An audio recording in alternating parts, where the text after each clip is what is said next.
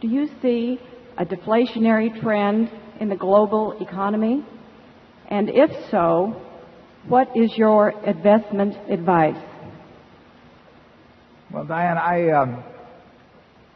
I'm no good on the macro questions, and I've proven that by being way too worried about inflation for probably the last 20 years. Fortunately, it hasn't made much difference, the fact that I've been wrong on that.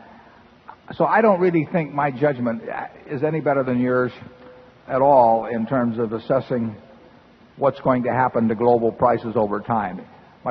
My opinion would be that the world is not going into any deflationary situation. But you know, I've not earned any stars for my past economic predictions. And the good thing about my economic predictions, if I even do make them, is that I pay no attention to them myself. So I really and the way we pick our investments is we just don't get into the macro factors.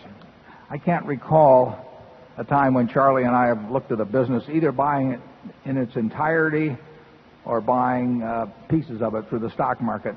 You know, I've seen a lot of bank mergers recently, and one of the things they do because they want to cut the costs and justify a merger, which they're dying to do. I mean, that's the reason they cut costs they wouldn't have cut if they weren't dying to do the merger in the first place and get bigger. But frequently, I know one in particular that I'm thinking of that, you know, they'll cut out the economics department. You know, I always wonder why the hell they had it in the first place. You know, because what do they do? You know, I mean, the guy comes in and says, I think GDP will be 4.6 this year instead of 4.3. So what? You know, I mean, you're still trying to make every good loan you can make, and you're still trying to take in deposits as cheap as you can, and you should be trying to cut costs wherever you can.